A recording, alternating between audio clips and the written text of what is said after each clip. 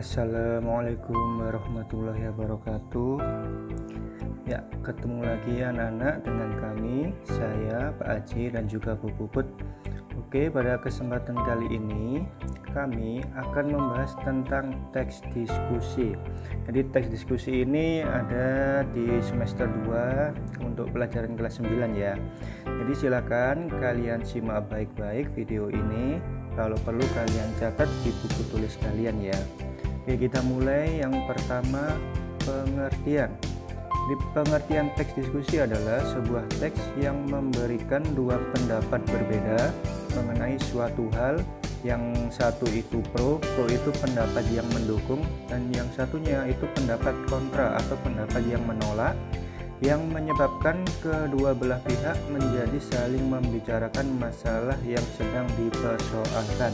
Nah, kira-kira kurang lebihnya seperti itu pengertian dari teks diskusi. Dan kita lanjut ke unsur diskusi. Artinya unsur diskusi itu adalah beberapa hal yang harus ada di dalam sebuah diskusi. Yang pertama yaitu materi. Jadi sebuah diskusi itu harus memiliki materi atau topik permasalahan yang akan dibahas. Yang kedua yaitu manusia atau peserta. Nah, manusia atau peserta ini terdiri dari yang pertama itu moderator. Moderator itu artinya orang yang membawakan jalannya diskusi atau pemimpin diskusi. Yang kedua notulen.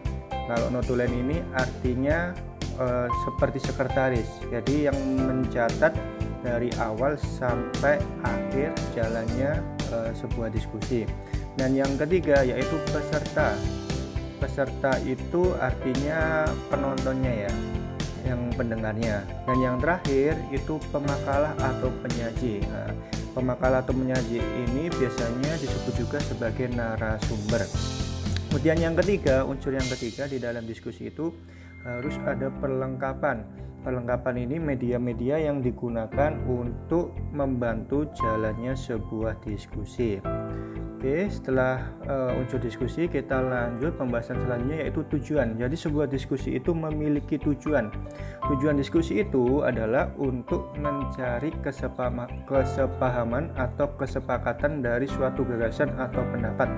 Jadi dari dua pendapat yang berbeda, kemudian dicari titik tengahnya atau dicari kesepakatannya, kira-kira permasalahannya yang tepat itu seperti apa, solusinya yang tepat itu seperti apa. Oke, lanjut ke strukturnya. Untuk struktur teks diskusi itu ada 4. Yang pertama itu isu. Kalau isu ini berisi masalah yang akan didiskusikan, berisi permasalahan yang akan dibicarakan. Yang kedua yaitu argumen mendukung. Kalau argumen mendukung ini isinya pendapat-pendapat yang disampaikan untuk mendukung permasalahan yang ada di dalam isu. Kemudian yang ketiga strukturnya yaitu argumen menentang. Berarti kalau argumen menentang itu pendapat-pendapat yang disampaikan itu menolak ya, menolak permasalahannya. Yang terakhir itu kesimpulan. Kesimpulan itu isinya hasil akhir yang berisi rekomendasi tentang suatu isu yang dibahas dan juga berisi jalan tengah. Jadi solusinya itu seperti apa, itu ada di bagian kesimpulan. Oke, kemudian lanjut ke jenisnya. Jadi untuk jenis diskusi itu ada banyak ya. Yang pertama ada seminar. Kalau seminar itu pertemuan para pakar yang berusaha mendapatkan kata sepakat mengenai suatu hal. Yang kedua itu sarasehan, artinya pertemuan yang diselenggarakan untuk mendengarkan pendapat atau prasaran para ahli mengenai suatu permasalahan di bidang tertentu. Yang ketiga lokakarya atau nama lainnya sanggar kerja, artinya pertemuan yang membahas suatu karya. Yang keempat simposium, artinya pertemuan yang diselenggarakan untuk memberikan pengarahan singkat menjelang pelaksanaan kegiatan. Yang kelima muktamar, artinya pertemuan para wakil organisasi untuk mengambil keputusan mengenai suatu permasalahan yang dihadapi. Yang keenam konferensi, ini biasanya sering kita dengar ya, kita jumpai, artinya pertemuan untuk mendiskusikan mengenai suatu masalah yang dihadapi bersama. Lanjut Selanjutnya yang ketujuh yaitu diskusi panel. Artinya diskusi yang dilangsungkan oleh panelis. Panelis itu peserta diskusi panel dan disaksikan atau dihadiri oleh beberapa pendengar serta diatur oleh seorang moderator. Yang kedelapan, diskusi kelompok. Diskusi kelompok ini sering kita jumpai ketika kita melakukan diskusi di kelas ya. Penyelesaian masalah dengan melibatkan kelompok-kelompok kecil. Yang kesembilan, pleno adalah diskusi berbentuk untuk berkumpul untuk melaporkan hasil diskusi dalam kelompoknya. Yang ke-10, debat merupakan pembahasan atau pertukaran pendapat mengenai suatu pokok masalah. Yang ke-11, fak. Diskusi ini bertujuan untuk mengolah suatu bahan secara bersama-sama di bawah bimbingan seorang ahli. Yang ke-12, podium adalah diskusi masing-masing wakil dari tiap kelompok akan menjelaskan masalah yang ada secara terbuka. Yang ke-13, kongres adalah pertemuan para wakil organisasi, baik itu organisasi politik, sosial, atau sebuah profesi untuk berpikir bersama dalam mengambil suatu keputusan. Dan yang terakhir yaitu kasualis. Diskusi kasualis adalah penelitian bersama atas satu masalah konkret atau situasi konkret yang mengandung berbagai kemungkinan jalan keluar. Itu merupakan jenis-jenis diskusi. Jadi yang sering keluar itu biasanya diskusi panel, terus ada seminar dan juga lain-lain.